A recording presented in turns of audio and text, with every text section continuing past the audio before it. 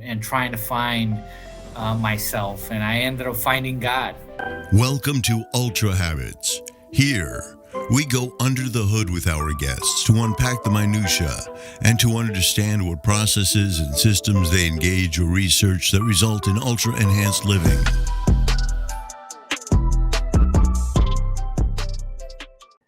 All right, Hector, welcome to the Ultrahabits Podcast. Some technical difficulties. I'm here in Australia. You're in Milwaukee, I believe, right? Yes. Yeah, so it's an interesting morning. I'm doing this interview from a hotel. The coffee machine's broken. I've been drinking decaffeinated coffee, pretending it's real. So we're gonna see how we go. I haven't had a proper coffee yet, but just really wanted to welcome you to the show again. Thanks for joining us, man. Thank you, RJ. So happy to be here with you. Thank you for the opportunity to Yeah, share a few. yeah, for sure, Mhm. for sure. I came across you in an interview that you did with Mike Malatesta, and I was really interested in your five virtues for life and leadership. And it's obviously, there's a lot of habits in there, and I felt that our audience could get some major benefits from having you on the show.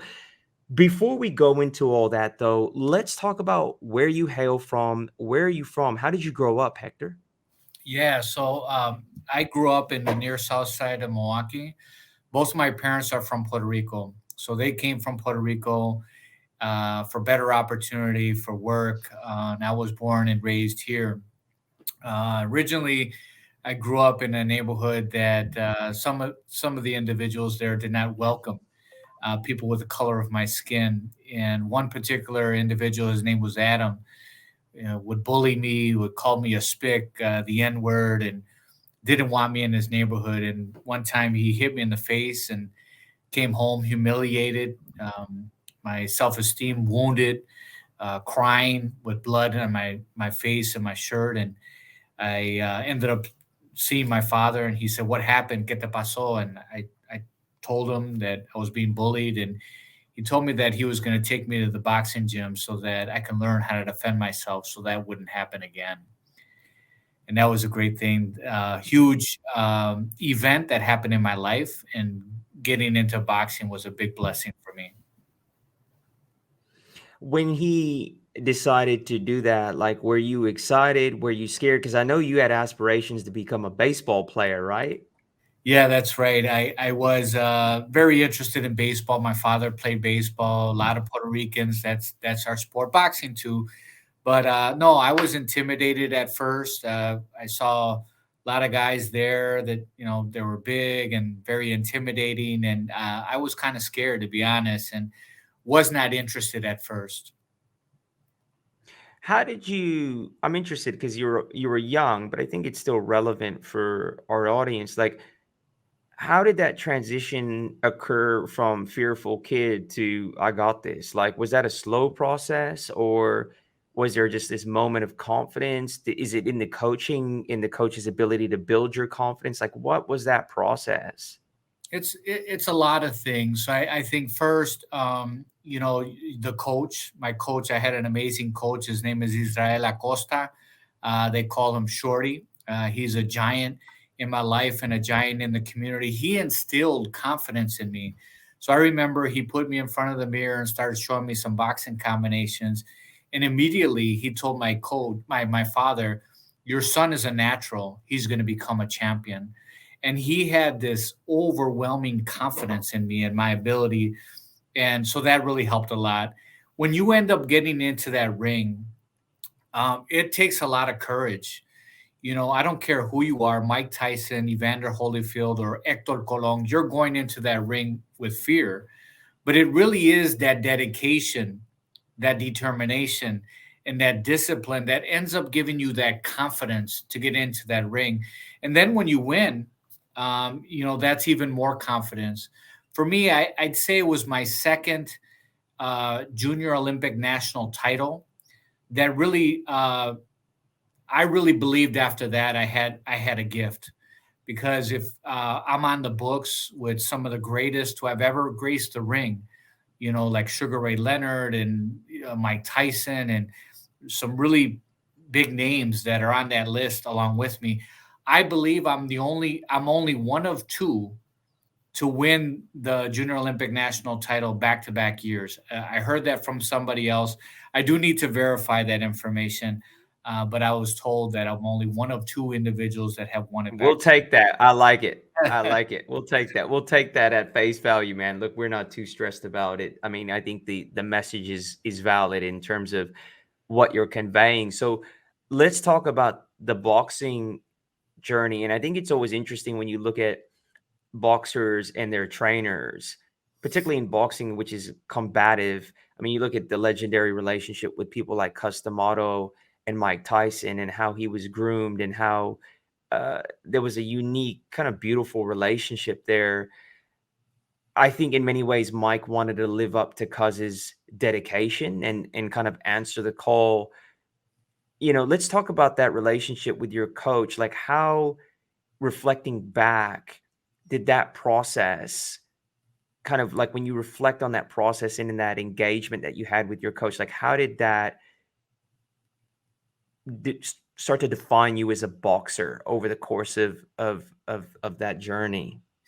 Yeah, so Shorty played a huge role in my life. Like I said, first, he built up my self-esteem and my confidence. I mean, he just had this overwhelming confidence in me. So that was very positive.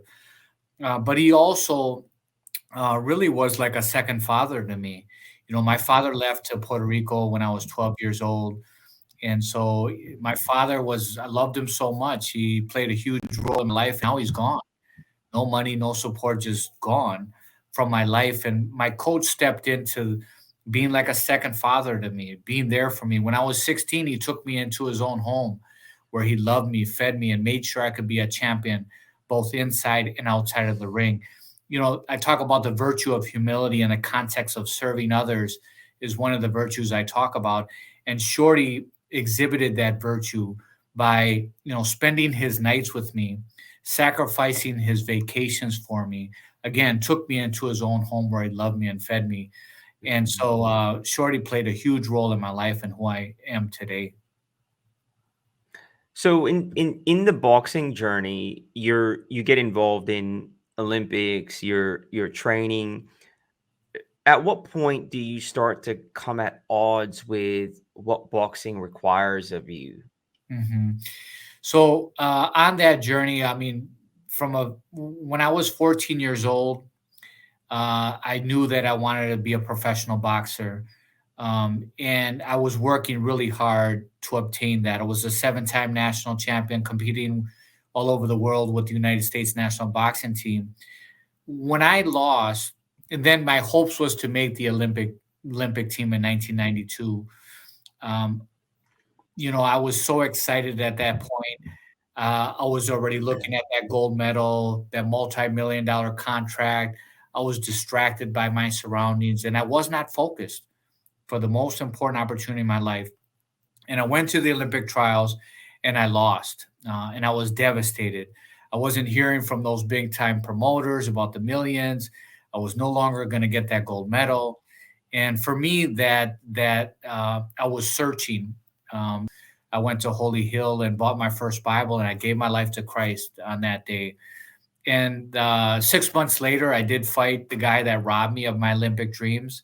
And this time I knocked him out in the first round for the U.S. Championship. That fight was on cable television, came out on the front cover of inside cover of Sports Illustrated, front cover of USA Boxing Magazine. I started to get attention from the promoters again. But I put it through a year of prayer and discernment, and I ended up feeling a strong calling away from the sport. Hardest decision I ever made in my life, but I walked away from potential millions. But I'm so happy that I have my brains, I have my wife, and my children, who I my children who I wouldn't have had if I would have went to the Olympics and ended up turning professional. So I feel blessed, even though there's a pinch in the heart of what could have been. And in the sport of boxing, making the Olympics would have been awesome. but I'm so much better off with my life right now. Yeah, and we're gonna jump into because I think you have a complicated relationship with boxing. Yeah. That's my view, right? And I think you maybe would agree with that. I think there is a complicated relationship with boxing that we'll get into. You're now the CEO of the Lutheran Social Services. Can you talk about what you guys do? I know that you guys done some great work in the refugee space. Can you give the audience more of a flavor of what you guys are doing?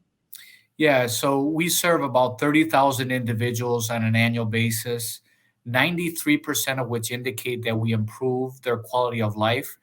To a child in crisis who has nowhere to turn, a family in turmoil that might be facing eviction, someone experiencing severe persistent mental illness or addiction, an elderly person or somebody with a disability that needs just a little bit of help to live independently or successfully, or that refugee that's fleeing from war and persecution.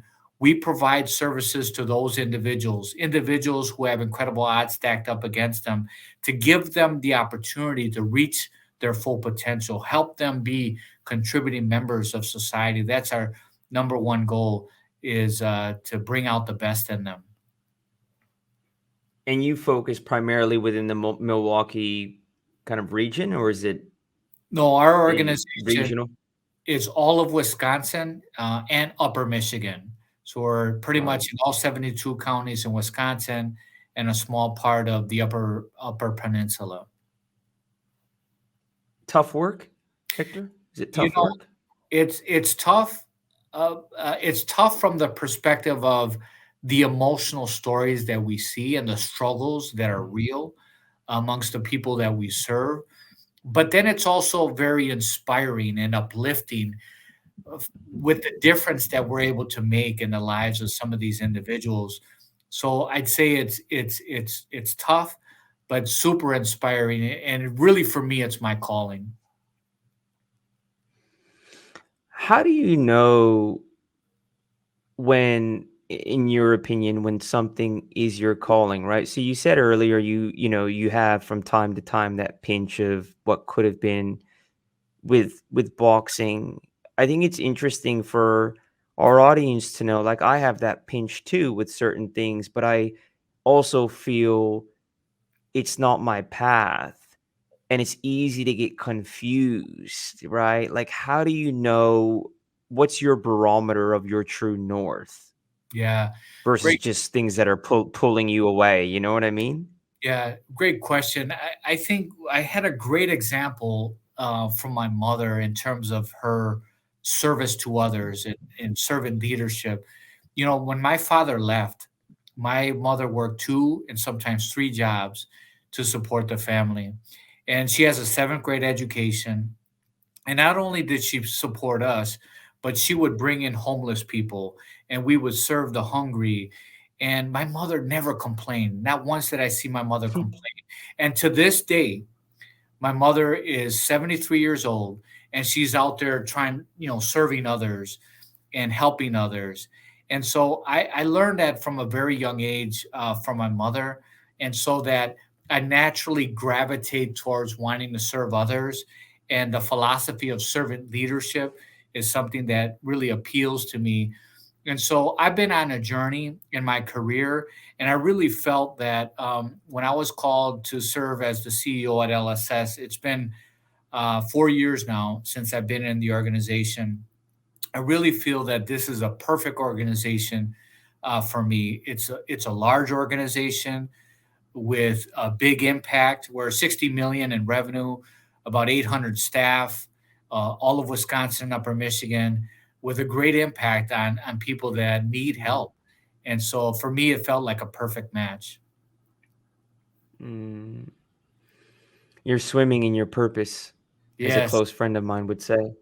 yes, Yeah, and I think it's easy. I think, like, when we have a pull towards something, I think it's really important, especially if we're in that place in our lives that we want to swim in our purpose, to understand where that pull is coming from. Is it vanity? Is it just because it's kind of cool to do? Because it could be quite confusing, right? For an individual looking at different opportunities. And I think that you go down to your values. And I think that's key when we're making these kind of decisions. So what I want to do is jump into some of that complicated relationship with boxing. I mean, there was a lot of learnings for you, right? Obviously, you wrote a book, My Journey from Boxing Ring to Boardroom. So let's talk about the 5 virtues for life in leadership, Hector. What is that? What are those? Yeah. So first, magnanimity. Magnanimity is really about striving for greatness.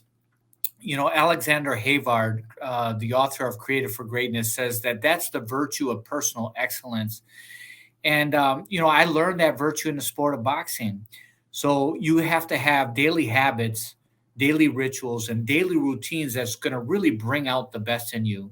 So I would wake up every morning. It wouldn't matter if it's below 0 degrees, snow on the ground. I'm out there running and I'm talking to myself. I'm saying, Vernon Forrest, who's my most fiercest competitor at the time, he's not running in the snow. And then I would work out in the afternoon and I'd work out 2 to 3 hours in the evening. I'd wake up early. I'd go to sleep early. I'd eat right. I'd view the videotapes of some of the greatest who have ever graced the ring. I learned that virtue, those daily habits, those daily rituals in the sport of boxing that are really important to bring out the best in you. It's what made me a champion. But now I use that virtue and I have a plan of life today. I wake up in the morning and start with prayer. I read spiritual reading, professional development. I work out. I try to eat right. I meditate. I say little prayers throughout the day, giving thanks for what I have, little things just really throughout the day and then at the end of the night, I do an examination of conscience. What did I do well today? What didn't I do so well today? And then I try to get to the root of why I didn't do so well on certain things today. And then I try to make a commitment to myself to not repeat those things tomorrow and to repeat the things that I did well.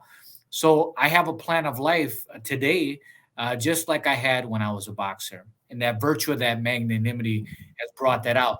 And virtue of magnanimity, when you do that, it's going to allow you to do something honorable and remarkable that's going to have an impact beyond you.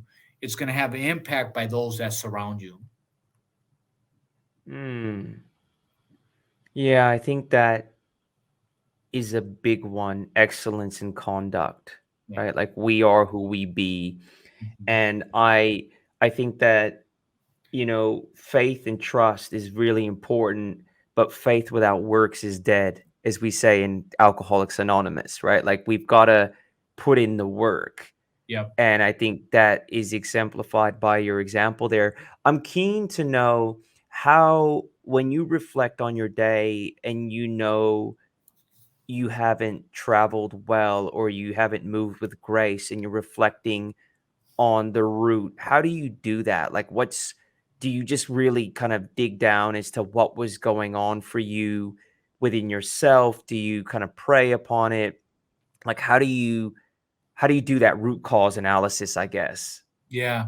So again, that examination of conscience, pulling out the great things that I've done and cherishing that and being proud of that and wanting to repeat that is a very important part of the process. But yeah, going deep on those things that I'm not doing well is really important, and trying to get to the root.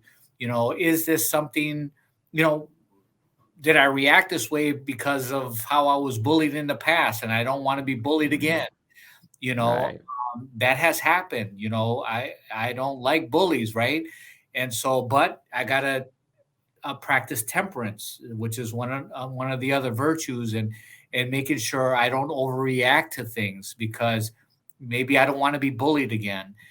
So it's really important to go to the root there and try to identify what is causing my reaction. And it's a good learning experience. And I think it's very effective at making sure that when you do it that way, you won't make those similar Mm. mistakes in the days to come. Yeah, look, I was interested in that because in Alcoholics Anonymous, we do the daily inventory. And what I typically find is that most of uh, the negative stuff comes down to my fear. Mm. I think in some way there's fear playing there. So I think that's interesting, and I think it's a great habit. What are the other 4 virtues, Hector? Yeah, so humility is the next one. You want me to cover that or share Yeah, all? yeah. Cover it. Yeah. Yeah, so humility from the context of serving others, the old philosophers, Aristotle and Plato, talked about it from the context of serving others. And so, humility, I talked a little bit about that in the past earlier.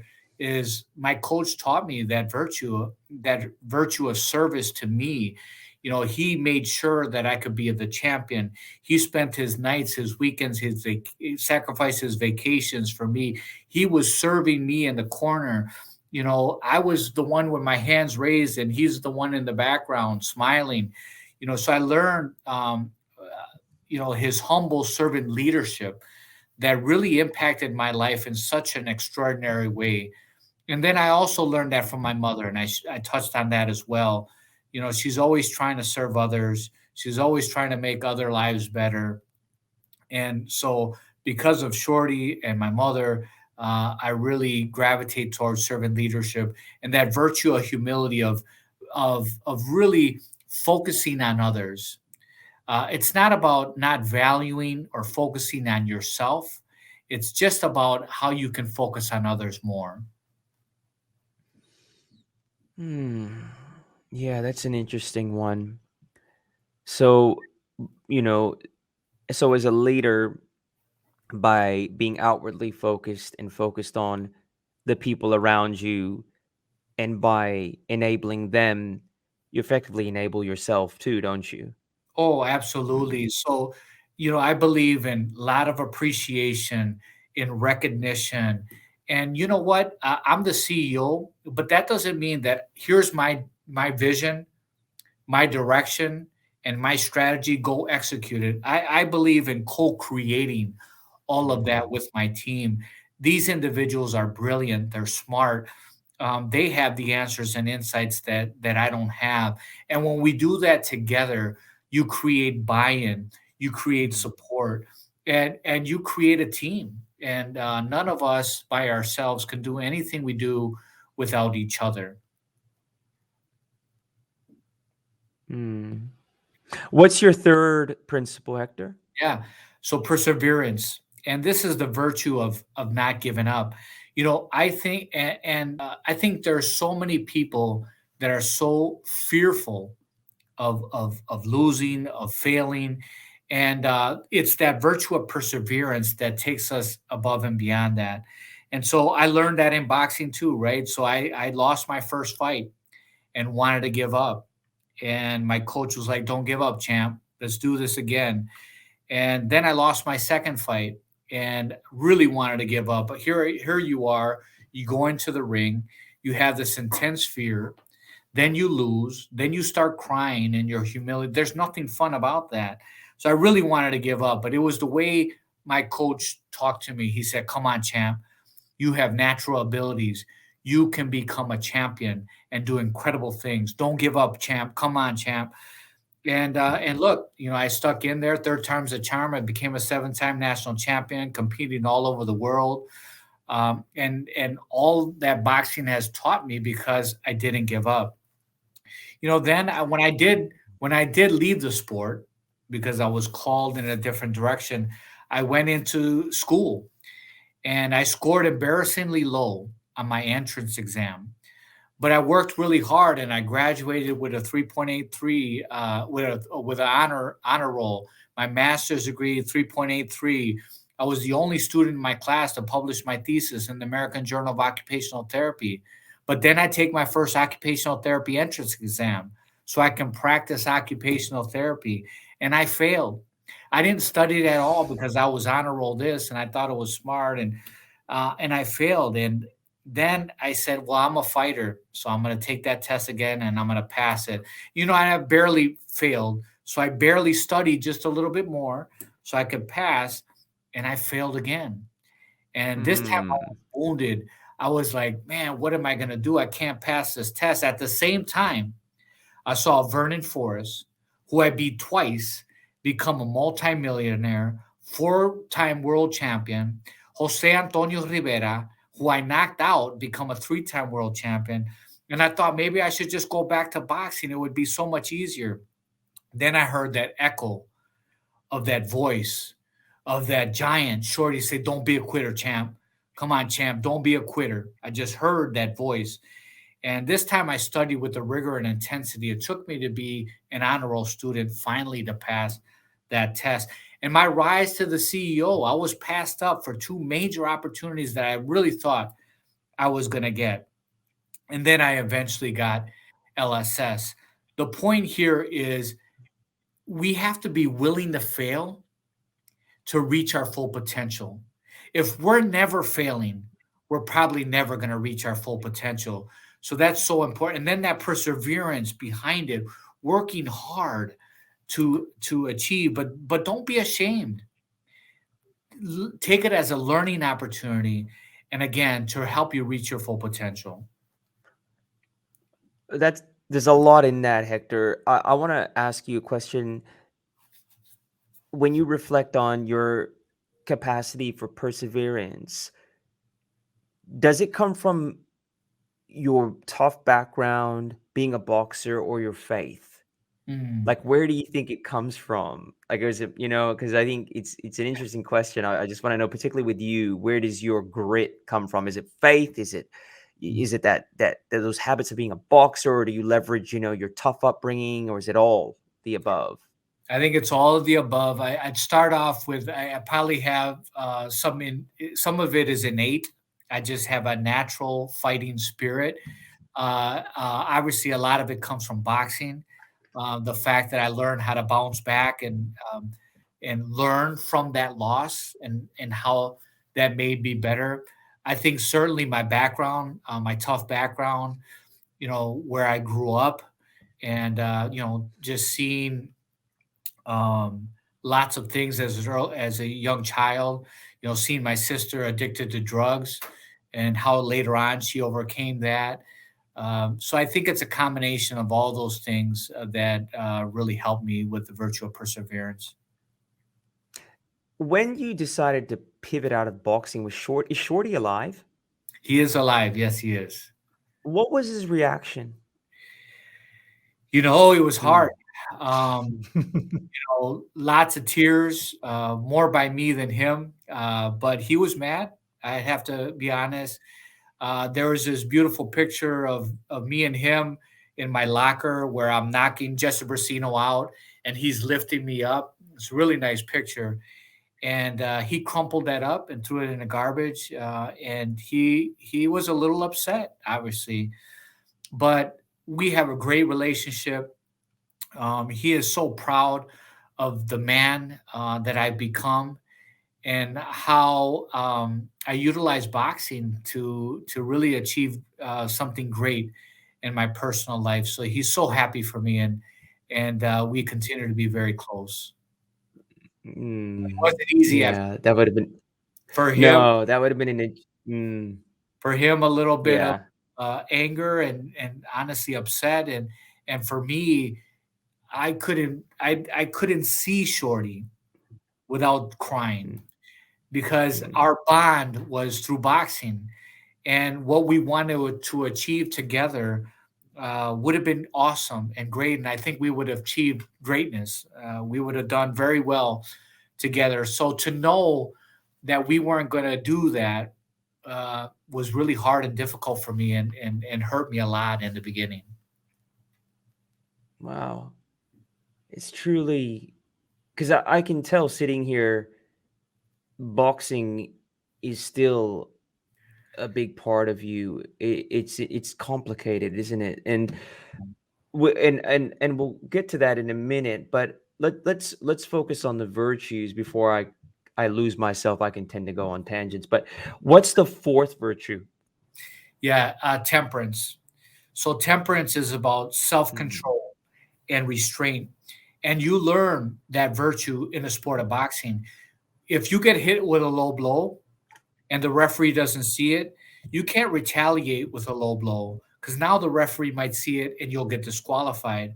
Or before the fight, there's a lot of smash talking, and you can't allow that to get to your head. You got to stay composed and calm and make sure you don't lose temperance and self-control. And then there's lots of temptations and things that lots of people do that distracts them. You have to be strong and have self-control. So it's very important virtue that I learned in the sport of boxing that's so essential for success as a CEO. You know, mm, don't overreact to things.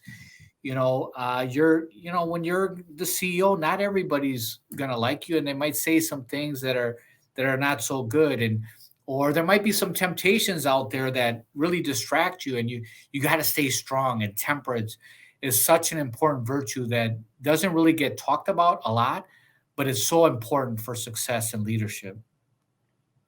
mm. Yeah, it's one that I need to probably apply more into my life. I go in with best of intentions in a lot of situations, and I get pulled right into my emotions, man. And I think getting lost in the problem for me is huge. And so, like, there'll be a challenge, and I'll be very reactive. And I think what you just said there is a very important lesson, not only for me, but I'm sure the audience, of maintaining perspective Mhm. and holding it together in the face of, what's a potential crisis or a problematic situation, right? That's right. Take a pause. Now, Just pause, yep. reflect before you react, because you don't want to do something that could literally ruin your life and career. Temperance is so important. Mm, the fifth virtue. Yeah, courage. And that's about Mm, facing your fears. And I learned that in boxing, right? Because there's no greater courage than entering into that ring. It's you feel fear, but that dedication, determination, and discipline gives you the confidence to get in there. And we need lots of courage in our lives to stand up to a bully, to stand up to the partisan politics that exist in our world. With it's so polarizing and so divisive, and doesn't have to mm, be that way, but it takes somebody with courage to stand up and say enough is enough. Or business ethics, and making sure you have courage to always want to do the right thing. So courage is so important. Again, I learned that in the sport of boxing, and I think it has been a good virtue that I brought into my life, into my role as a CEO, and just my life and leadership. bit of a complicated question I'm going to ask you. How do you think an individual can train themselves to be more courageous? Because I think it's a habit. I think it's an action. Like, do you have a view on someone, how they can actually evolve that muscle? Yeah, that's a great question. I think it goes when I think about the boxing, like what gave me that confidence to enter into that ring. Again, it was dedication, determination, and discipline, and the work that ended up giving me the confidence and the courage to get into that ring. So similarly, I think you got to have that in order to give you courage. You don't just wake up sometimes with courage, right? By the way, I don't think that I talked about. I don't know if that's innate in anybody, right? You have to develop that in order for you Mm. to want to do something that really is extraordinary and that's going to benefit many other people. I agree with you, Hector. I think that, that cliche of competence builds confidence. I agree with that, right? Like, we see people do things and we think they're superheroes, but we don't acknowledge the 1,000 hours, 10,000 hours, 20,000 hours of dedication and training. Yeah. Friend of mine, Anthony Trucks, uh, ex-NFL player. He says, what I do in the dark, like, is gonna, see me out in the light. All that training, all that dedication is what's gonna get me there on game day. So I do agree with you. Now, just as we start to kind of wind the conversation down, I want to focus on your relationship with boxing because I know, you're still involved with the sport. And I was reading somewhere, like you've got a son and you don't necessarily want your son to be involved in boxing. So how does that work? Like you're involved in the sport, you value the sport, but you still have an issue with the sport. Yeah. Yeah. So it's complex, like you said. First of all, boxing really helped create the person that I am today. And for that, I am so thankful and have a huge sense of gratitude for what the sport has done in my life. And that just will never change. Um, there is the conflict about when I gave up the sport. It was really 1 Corinthians chapter 6 that really convicted me, where it says, we're temples of the Holy Spirit. What do you do to yourself, you do unto God. And I imagine myself hurting a person, which is a temple, and hurting myself, which is inevitable in the sport of boxing. And that's what really convicted me and drove me and led me away from the sport. But me being right now, I'm the vice president of USA Boxing. So these are elite boxers that decided that they want to get into the sport. And my role as a board member is to ensure the safety, the integrity of the sport is maintained, that these boxers are provided with all of the resources and facilities to help bring out the best in them. They made the decision. I'm not imposing my decision or why I gave up boxing on others. That's my decision. So it was personal. And if somebody wants to probe me more about that, I share it with them. But everybody's entitled to their decision. But these boxers, they're elite and they've gotten to this level because that's what they want to do. So now that they're there, I could be a good role model for them. I could make Mm. sure that I can tell them about my journey and how promoters try to take advantage of you. I got offered $25,000, and right away I said, that could buy me a car, but that's not going to buy me a career. They'll give you peanuts, literally, and so they take advantage of you. So I like to be there for them as a role model. I like to be in the sport so that I can ensure that there continues to be integrity and discipline and that it continues to be a safe sport. So really, that's my role there. I know it appears as if it could be a conflict, but no, I don't believe so. And honestly, no, I don't want my son to box. It's a dangerous sport.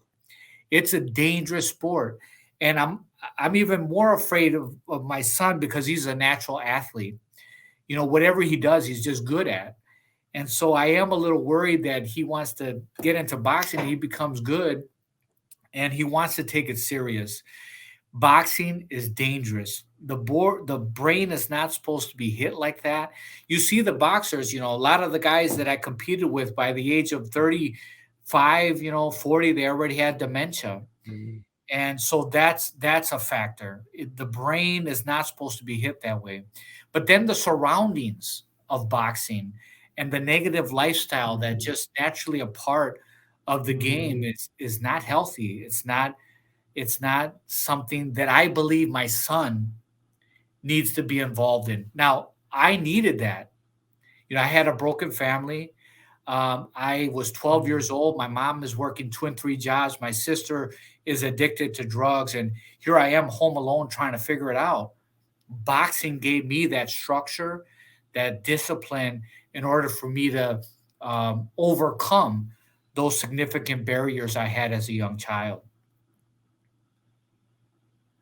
Yeah, that's amazing, Hector. First of all, I would say that the ability for you to suspend some of your personal beliefs to help foster a healthy environment for young boxers is remarkable. I think that we all know that boxing is a sport where young men get taken advantage of, right? Like a lot of them are poor, a lot of them get into it because it's the only way. Let's just keep it real. Yep. And they're preyed upon. And I think that you're there with the values you have, you can steward them in the right way. So I think that is not a conflict. And it's interesting. Mike Tyson was on the Joe Rogan show some time ago, and they were joking about his son wanting to get in boxing, and he's like, "Can you imagine, my son coming up against someone like me 20 years ago?" Because his son's been raised differently, right? Obviously, he doesn't have the same broken Right. home situation and background that Mike Tyson came from. I mean, they're like kind of laughing about it, and to some degree, your son may also want to fulfill his dad's kind of, I don't know, footsteps in terms of what you did. And, then, children are rebellious to a degree as well. So like you've got all this going on. So I could understand how and where your view is, so I think it's interesting. And I like people when they're complex, man. That's life, right? We Yes. all hold varying views at the same time. So look, I think what we'll do is we'll bring it to a close, Hector. I really want to appreciate you for your time. Your mission orientation is remarkable.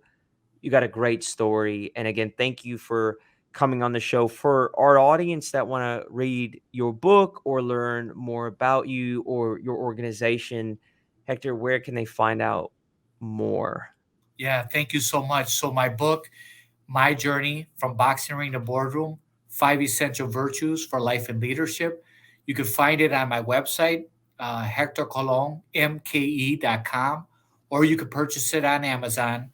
But on my website, if you ever want me to be a keynote speaker for one of your main events, I will definitely bring out the champion in you. So please call me for that opportunity. And then also, if you want to come into the family of LSS and help us make a difference in the lives of over 30,000 individuals on an annual basis, please visit our website, lsswis.org, and find out more about what we're doing and support us if you can. And we really appreciate it. You could also find me on my handles are pretty much Facebook and LinkedIn, HectorColónMK.com.